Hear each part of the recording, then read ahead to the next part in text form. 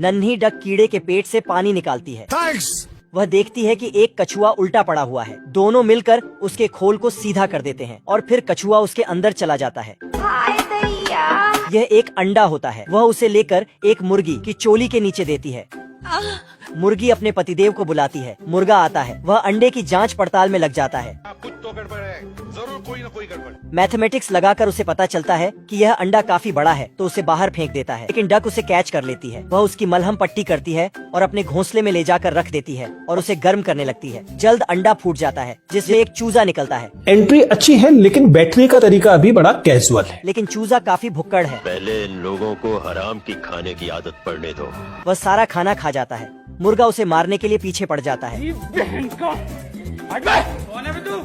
जीजा जी का होटल है। लेकिन डक उसे बचा लेती है और उसे अपने घोंसले में ले जाती है और फिर रोज उसके लिए खाना लाने लगती है। काफी मेहनत करती है। डक उस चूजे के लिए खाना ले जा रही थी।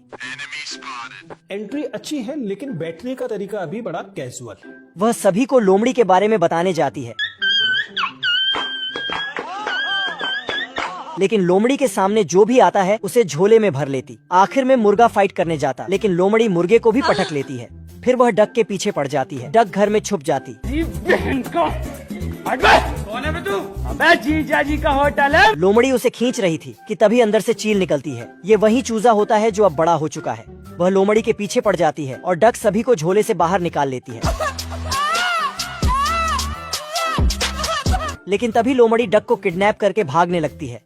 अब देख तू, अब तू गया बेटा। मगर चील उड़ते हुए लोमड़ी को पकड़ लेती है। अरे मैं आसमान की ऊंचाइयों में पूरा कोहरा ही कोहरा और उसे हवा की सैर कराकर नीचे छोड़ देती है। दोस्तों प्लीज रिक्वेस्ट है, लाइक कर दिया करो। काफी मेहनत लगती है हमको वीडियो बनाने में। बगीचे में काफी सारी मधुमक्खियाँ फूलों से शहद इकट्ठा कर रही थी। इसी बगीचे में डक भी होती है।